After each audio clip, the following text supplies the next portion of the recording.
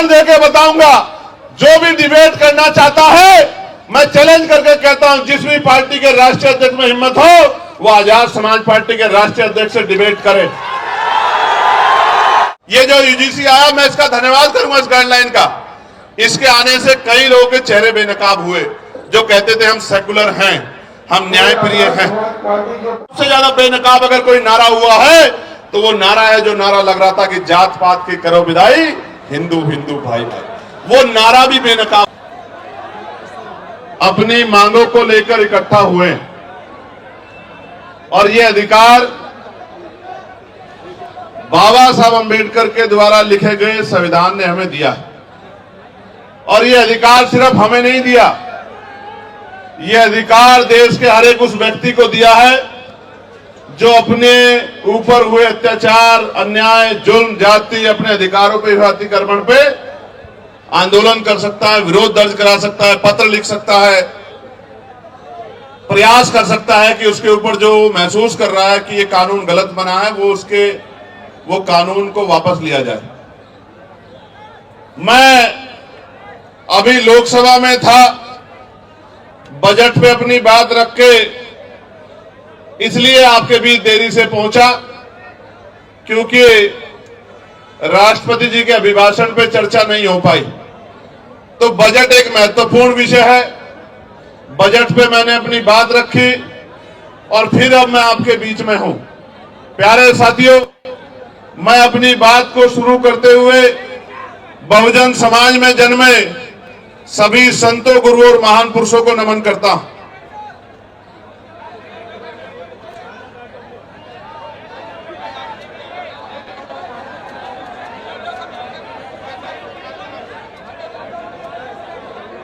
इसलिए नमन करता हूं क्योंकि मैं एक पढ़ा लिखा अधिवक्ता हूं, लोकसभा का सदस्य हूं, इस देश के इतिहास को जानता हूं और इतिहास से प्रेरणा लेकर ही आप अपने भविष्य को मजबूत कर सकते हैं, अपने वर्तमान को अच्छा बना सकते हैं। प्यारे साथियों, मैं सबसे पहले दिल्ली की पूरी टीम का बहुत बहुत धन्यवाद करूंगा कि उन्होंने इस महत्वपूर्ण विषय की गंभीरता को समझा और खुद से आगे बढ़कर निर्णय लिया कि हम यूजीसी के समर्थन में एक आंदोलन बुलाकर देश भर में यह संदेश देने का काम करेंगे कि हम सीना तान के कमजोर वर्गों के साथ खड़े हैं और हम अपने बच्चों की आने वाली जो है हमारी पीढ़ियां हैं उनके ऊपर किसी भी तरह का हमला बर्दाश्त नहीं करें।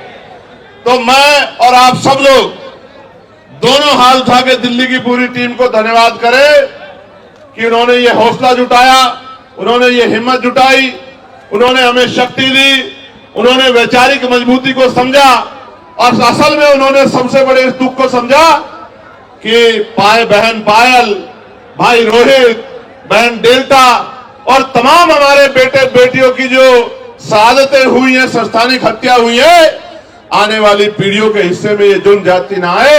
इसलिए मैं उनकी बड़ी सोच को भी बहुत बहुत धन्यवाद देता हूं। उसके बाद जिन साथियों ने ये मुमकिन कराया कि दिल्ली जैसे स्थान पे एक बड़ा आंदोलन हो, हमारी बात दूर तक जाए, जो जहां जहां से लोग पहुंचे हैं, मैं उन तमाम भाइयों का, बहनों का, बड़े बुजुर्गों का, अपनी पार्टी के बड़े नेताओं का, सबका धन्यवाद करता हूं।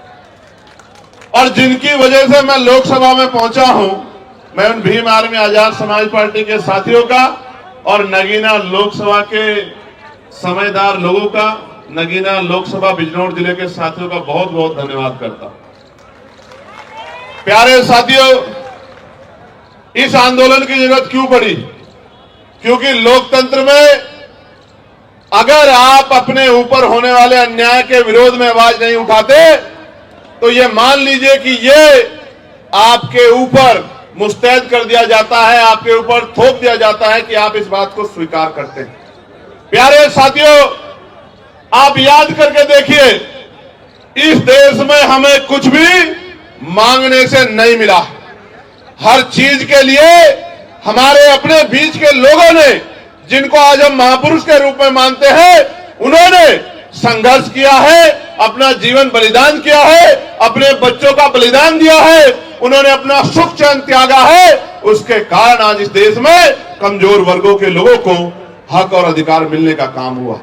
प्यारे साथियों, मैं आज उदाहरण देके बताऊंगा, जो भी डिबेट करना चाहता है, मैं चैलेंज करके कहता हूं, जिस भी पार्टी के राष्ट्रीय अध्यक्ष में हिम्मत हो वो आजाद समाज पार्टी के राष्ट्रीय अध्यक्ष से डिबेट करे, डिबेट करे।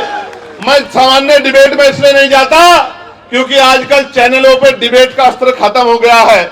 अपने स्वाभिमान सम्मान की रक्षा स्वयं करनी है, वहां कोई भी आके बैठ जाता है, कुछ भी कहने लग जाता है। हम इतने लोगों का प्रतिनिधित्व करते हैं, इसलिए हमारी जिम्मेदारी है कि हम अपने सम्मान की रक्षा भी स्वयं करें।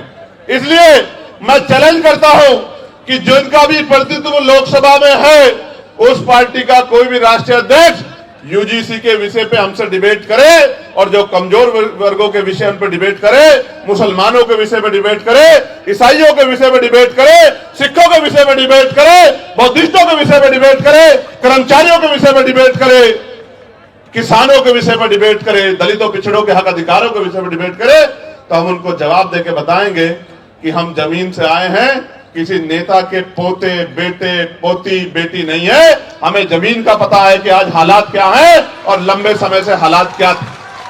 प्यारे साथियों, बड़े गौर से सुनो, नारे तो आप लगा रहे तो बहुत दिनों से, लेकिन खाली नारे से बात नहीं आगे बढ़ेगी। प्यारे साथियों, मैं जानता हूं शिक्षा के दरवाजे किसी और ने नहीं खोले। अगर राष्ट्रपिता ज्योतिबा फूले प्रयास नहीं करते तो आज हमारे तन पे ये कपड़े नहीं आते। अगर शिक्षा में सबसे बड़ा योगदान किसने दिया है तो राष्ट्रपिता ज्योतिबा फूले ने दिया, मां सावित्रीबाई फूले ने दिया, मां फातिमा शेख ने दिया। प्यारे साथियों, इस देश में जिस आरक्षण को रोज बुरा भला कहा जाता है, हालांकि किसी की हैसियत नहीं है बुरा भला कहने की, क्योंकि जब आप ये कहते हैं, जब आप एक उंगली किसी की तरफ उठाते तो 4 उंगली आपकी तरफ भी जाती है, 3 उंगली एक अंगूठे का रुख भी आपकी तरफ होता है, जो आपको ये बताता है कि एक बार अपने गिरबान में भी झांकिए। जो लोग 10% आर्थिक आधार पर आरक्षण लेते हैं, संविधान के विरोध में जो आया है, वो भी आरक्षण पे सवाल खड़ा कर सकते हैं। किस आधार पे, किस आधार पे?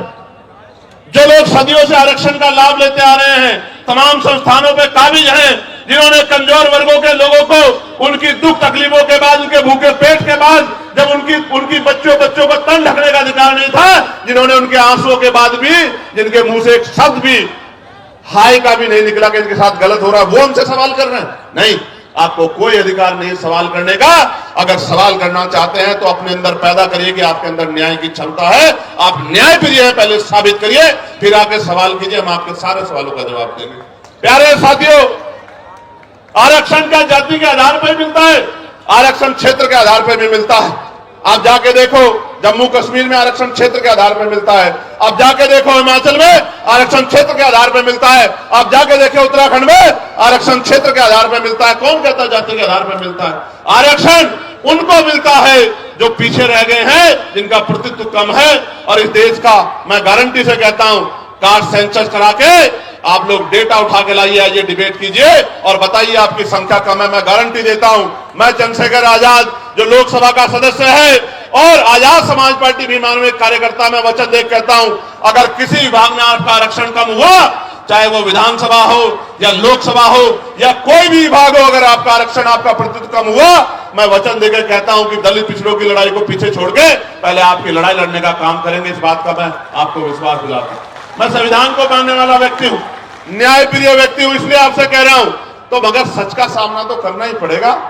इस देश में अगर आरक्षण आया सबसे पहले तो 1902 में आया, जिसको छत्रपति साहू जी महाराज ने लागू किया, किसी और ने लागू नहीं किया।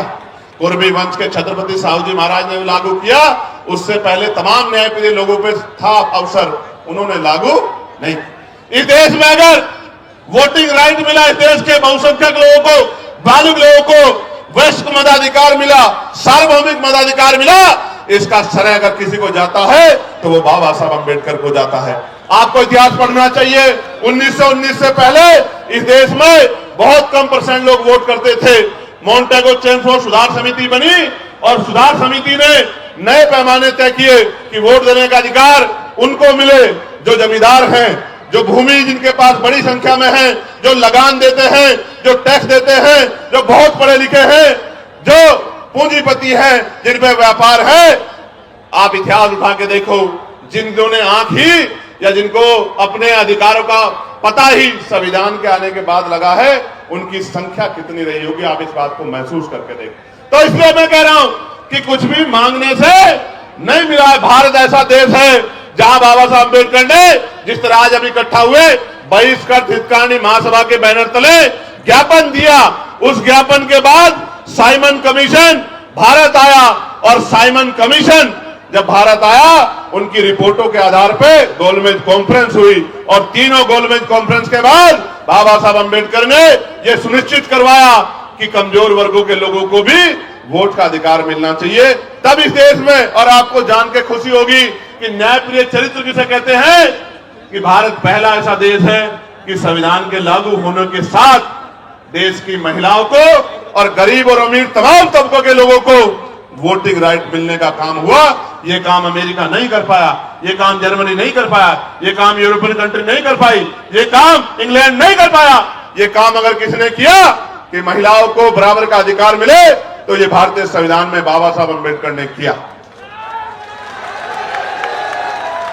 हिंदू कोड बिल पे इस्तीफा दिया जब महिलाओं को उनके अधिकार नहीं दिला पाए, पिछड़ों को उनके अधिकार नहीं दिला पाए। इसलिए हम तो लंबे समय से उपेक्षाओं से लड़ रहे हैं।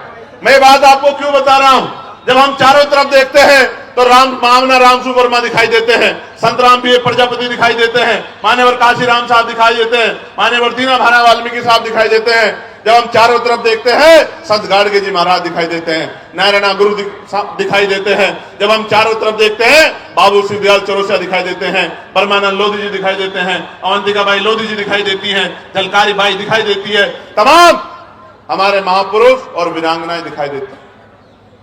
ये सब कौन है? इन्होंने हमारी बस्ती में जन्म नहीं लिया, इन्होंने हमारे जिले में जन्म नहीं लिया, इन्होंने हमारे प्रदेश में जन्म नहीं लिया, मगर हम अपने मां बाप से ज्यादा इनका सम्मान करते हैं और इनके सम्मान पे खून की बूंद बूंद लगा सकते हैं। उसका कारण क्या है आप जानिए।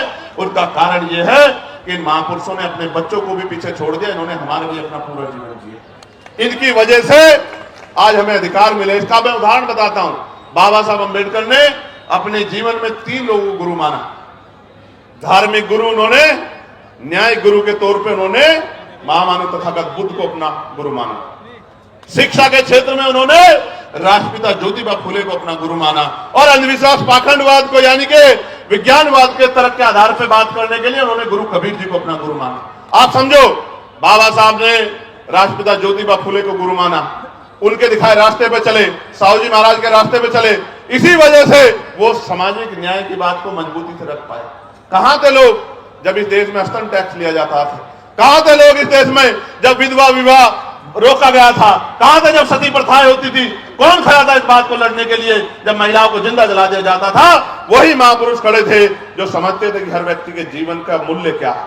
प्यारे साथियों, बात मैं आपको क्यों बता रहा हूं कि हमारी पार्टी के नेता ये बात कह रहे थे कि भाई चंद्रशेखर आजाद पिछड़े वर्ग के लिए मैदान में आए, कोई नहीं आता। मैं उनको कहना चाहता हूं कि आप पिछड़े नहीं हैं, आप हमारे भाई, हमसे बिछड़े हुए हैं। आप पिछड़े नहीं हैं, हम सब लोग पिछड़े हैं। आप हमारा परिवार हो, हमारे भाई हो, बस बिछड़े हुए हो, उन बिछड़ों को इकट्ठा करने के लिए हम लोग निकले। और आप ही नहीं, हर पीड़ित, शोषित, वंचित, किसान, कमेरा, वो चाहे बौद्ध हो, सिख हो, सामान्य जाति का भी कोई गरीब है, शोषित है, उसको भी हमारा अपना है, उसके लिए भी हम लोग खड़े हैं। मुस्लिम समाज के लोग, क्या हालत आज आपने देश में देखा? मजारें गिर रही हैं, खानकाहें तोड़ी जा रही हैं, मस्जिदों में बुलडोजर चल रहा है। और अयोध्या में क्या हुआ? जिस व्यक्ति पे आरोप लगा के उसका घर तोड़ दिया, उसको बंद रखा, कोर्ट ने उसको बरी कर दिया।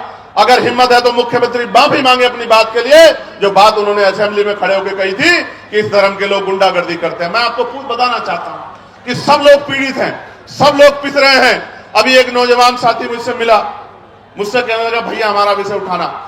मैं ये पूछना चाहता हूं, सरकार न्यायप्रिय है तो आप मुझे बताओ, 2025 जुलाई में सरकार ने जवाब दिया कि सेंट्रल यूनिवर्सिटियों में पिछड़े वर्ग के professor, assistant professor, associate professor की 80% रिक्तियां है। कितने परसेंट?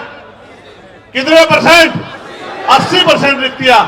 आदिवासी समाज की 83% रिक्तियां और शेड्यूल कास्ट की, अनुसूचित जाति की 65% रिक्ति। आप मैं पूछना चाहता हूं, कोई भी डिपार्टमेंट तभी तो चलेगा जब उसको चलाने वाले लोग होंगे।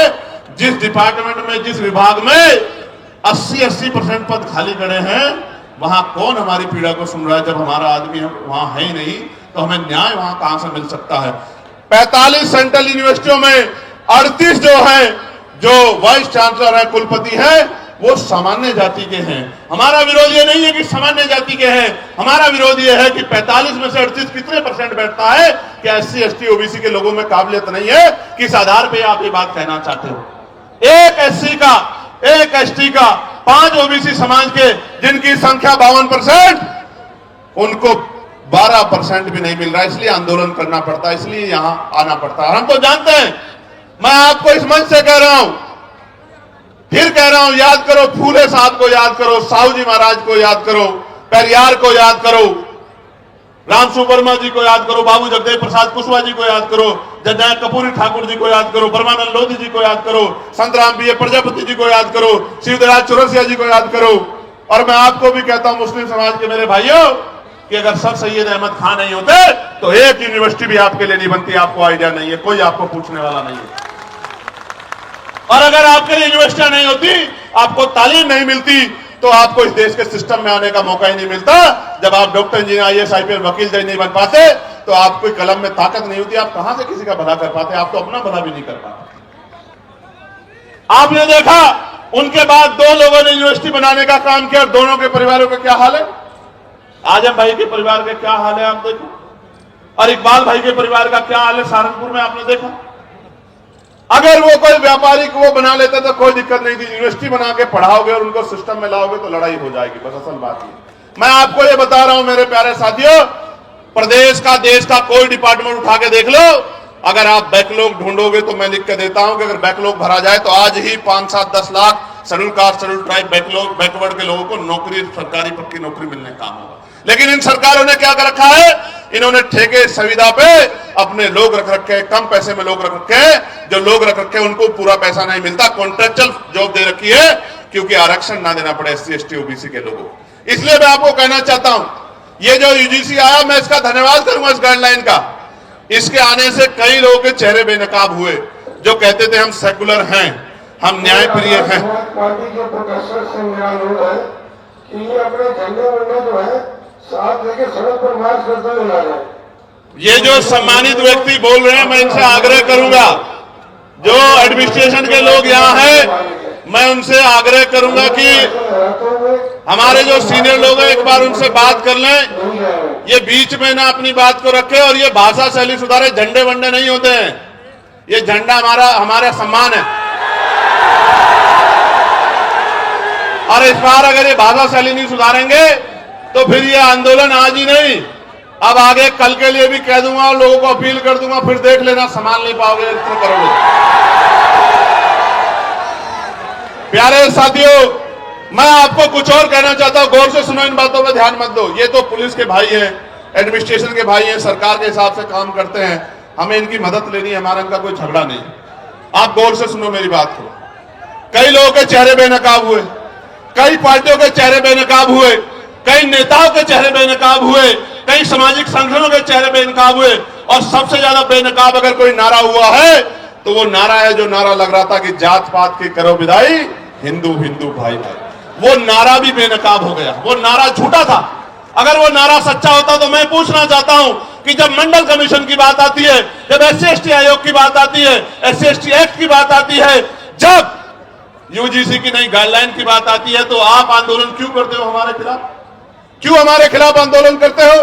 क्यों आप हमारे खिलाफ आंदोलन करके सड़कें जाम करने का काम करते हो? क्यों आप आंदोलन करके, जो कहते थे कि प्रधानमंत्री हिंदू हृदय सम्राट है, उन्हीं प्रधानमंत्री को बताओ कहा गया, नहीं कहा गया, कैसे कैसे शब्दों से नवाजा गया। तो जिस प्रधानमंत्री के राज में आपको EWS मिला, उन्हीं प्रधानमंत्री को जब एक आपको काल्पनिक ऐसा लगा कि भाई हमारे बच्चों के ऊपर जो है जांच बैठ सकती है, उनपे जो है उनपे मुकदमा दर्ज हो सकता है, सिर्फ काल्पनिक, कोई मामला सामने नहीं आया। हम पे तो उदाहरण है, मैं बताऊंगा पूरी बात में, हम पे उदाहरण है, कोई मामला सामने नहीं आया तो आप आंदोलन करने चले आए। क्योंकि जब भी मंडल कमीशन कहां से हिंदुओं के खिलाफ था, मुझे बताओ, अगर मेरे भाइयों को कुछ मिल रहा है और मैं विरोध कर रहा हूं तो मैं कहां से उनका भाई हुआ, आप मुझे बता। देखो, बहुत कुछ बेनकाब हुआ। बेनकाब ये हुआ है कि जाति सत्य है, जाति सत्य है और जाति को ठुकराया नहीं जा सकता। जिसको हिंदू अग्रदर्द सम्राट कहते थे, उसी को जाति के आधार पर गाली देने का काम कर दे। इसका मतलब जब तक वो व्यक्ति आपका काम करेगा तब तक आप उसको पलकों बिठा कर रखोगे। जैसे ही वो कोई और उनका रोल भी नहीं यूजीसी में, तो आप उनको गाली देने लग जाओगे। ये है जाति का सत्य। मैं और बताता हूं, हाथ कंगन को आरसी क्या और पढ़े लिखे को फारसी क्या। कल ही एक मामला हुआ एक बैंक में, दो बेटियां थी। वो एक बेटी कहती है कि मैं ठाकुर ठाकुर, और दूसरी बेटी वो ब्राह्मण समाज की है। मैं तो तमाम महिलाओं का सम्मान करता हूं, लेकिन आप देखो कि उन्होंने क्यों नहीं कहा कि मैं हिंदू हूं, और दूसरी बेटी ने क्यों नहीं कहा मैं हिंदू हूं। एक ने कहा मैं ठाकुर, दूसरे ने कहा मैं ब्राह्मण हूं, और दोनों अपने अपने समाज से समर्थन मांग रही हैं और दोनों के विरोध में एक दूसरे के समाज के लोग गाली बकने का काम कर रहे हैं। इसलिए मैं आपको बता रहा हूं कि वर्ग की बात ही नहीं है, ये बात जातियों तक जाती है जब आपके अधिकारों पर हमला होता है। और सबसे बड़ी बात देखो, जिनके बच्चों को जो बच्चे मर रहे हैं जिनके, क्योंकि 118% की वृद्धि हुई अपराध में। ये मैं नहीं कह रहा हूं, ये सरकार के आंकड़े कह रहे हैं, एजेंसियों के आंकड़े कह रहे हैं। 118% की वृद्धि हुई। और कानून की ये गाइडलाइन कैसे बनी? सुप्रीम कोर्ट ने ऑर्डर किया कि गाइडलाइन बनाओ यूजीसी को। यूजीसी ने गाइडलाइन बनाई, हमने नहीं बनाई। और उस गाइडलाइन में जैसे ही पिछड़े वर्ग के लोगों को जोड़ा, क्योंकि गाइडलाइन तो 2012 में बनी थी, 2012 में बनी थी, लेकिन जैसे ही पिछड़े वर्ग के लोगों को जोड़ा, तत्काल विरोध शुरू हो गया। मैं आपको बताना चाहता हूं कि इस नारे के पीछे अगर कुछ है तो वो पिछड़े वर्ग के लोगों का विरोध है। इस बात को मेरी आप याद रखना। ये सरकारें, इनकी सोच पिछड़ा वर्ग विरोधी है। और हम इस बात को इसलिए लड़ रहे हैं क्योंकि हम जानते हैं कि राष्ट्रपिता ज्योतिबा फुले हमारे लिए लड़ रहे थे, छत्रपति साहू जी महाराज हमारे लिए लड़ रहे थे, ईवी पेरियार रामानायकर, स्वामी प्यारेलाल यादव हमारे लिए लड़ रहे थे, महामना रामसु वर्मा चौधरी, महाराज सिंह भारती सर छोटूराम चौधरी चरण सिंह हमारे लिए लड़ रहे थे। इसलिए आज हम यहाँ सीना तान के खड़े हैं कि हम अपने भाइयों को अकेला नहीं महसूस होने देंगे, हम उनके साथ। प्यारे साथियों, यूजीसी की बात हुई है, मैं पूछना चाहता हूं, कोई ऐसा प्रोटेस्ट बताओ जो यूजीसी के विरोध में हुआ हो और पुलिस ने उन पर लाठी चलाई हो। कोई एक विरोध आप मुझे बताओ पूरे देश के अंदर, या उनको पकड़ के खींचा हो, या उनके कार्यक्रम में इस तरह से माइक उठा उठा के बीच बीच में कहा हो कि भाई आपके लोग कम है, आपके लोग ज्यादा, कभी हुआ क्या?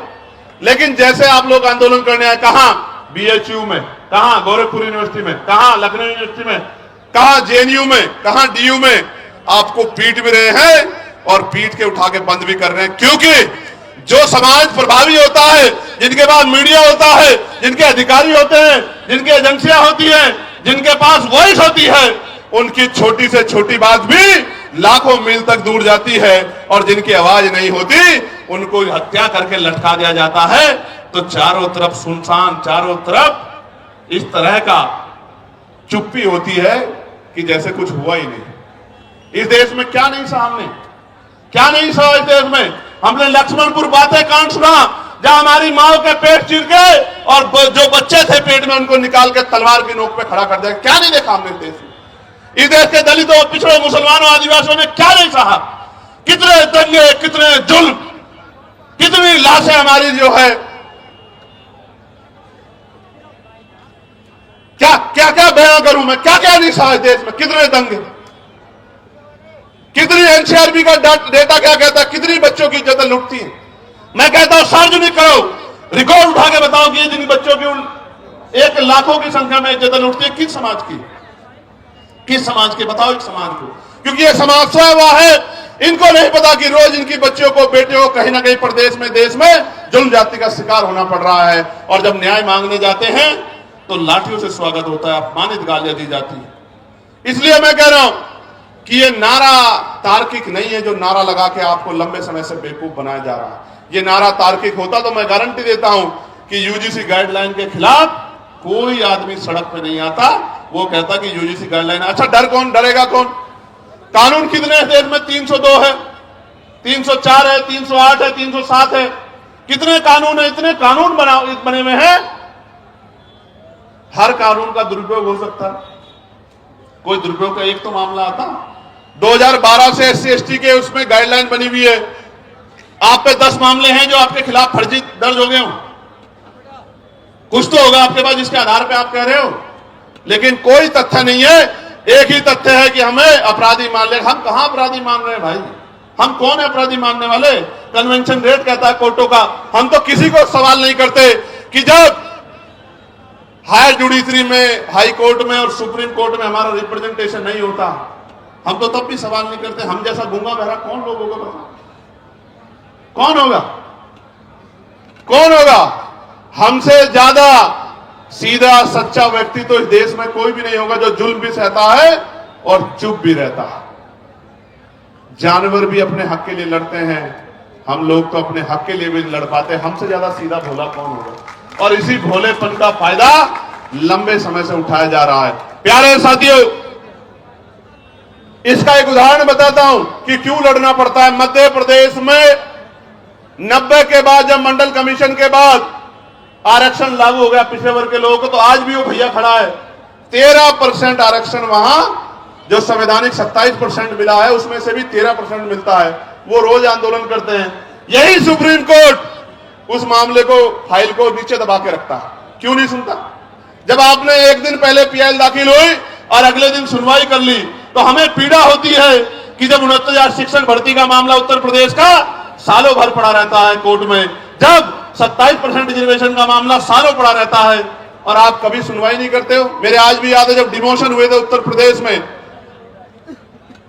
एक पूर्व की सरकार थी, जब उनके निगरानी में डिमोशन हुए थे, इसी सुप्रीम कोर्ट ने कहा था कि पहले डिमोशन कराओ, उसके बाद हम सुनेंगे। मैं पूछना चाहता हूं, जब हमारे हकों की बात आती है तो क्यों चुप्पी थाम लेते हो आप? हम तो उम्मीद लगा के बैठे हो कि आप न्याय के देवता हो, आप न्याय की मूर्ति हो, आप न्याय करोगे। क्या ऐसा गाइडलाइन में जिसने गाइडलाइन ना पढ़ी हो, मुझे बताओ। क्या उसमें आर्थिक रूप से कमजोर वर्गों को उद्देशिका में नहीं जोड़ा गया? आर्थिक रूप से कमजोर वर्ग ईडब्ल्यूएस में सारे सामान्य जाति के बच्चे, तो कैसे सामान्य जाति के खिलाफ हो गया? इसमें महिलाओं को जोड़ा गया है, इसमें दिव्यांगजनों को जोड़ा गया है, कैसे किसी के खिलाफ हो गया? और कहा गया कि भाई इसमें नोटिफिकेशन में ये नहीं रखा कि सामान्य जाति के प्रतिनिधि होंगे। मैं कहता हूं 38 जब कुलपति सामान्य जाति के हैं तो आपका रिप्रेजेंटेशन कौन कम कर देगा? जब इतना बैकलॉग है ओबीसी एससी एसटी का, तो आप हमें तो गारंटी। साथियों, जैसा कि आपको पता है, बी मिशन टीवी हमेशा ग्राउंड जीरो की रिपोर्ट आपके बीच रखता है। अगर आपको हमारा काम पसंद आता है तो बी मिशन टीवी को आर्थिक मदद करें, जिससे कि हम यूं ही निरंतर ग्राउंड लेवल पर काम करते रहें। स्क्रीन पर दिख रहे QR कोड को स्कैन करें और अपने दान की राशि बी मिशन टीवी के खाते में भेजें। QR कोड के अलावा आप हमारी UPI ID BMissionTV@YBL पर भी मदद भेज सकते हैं।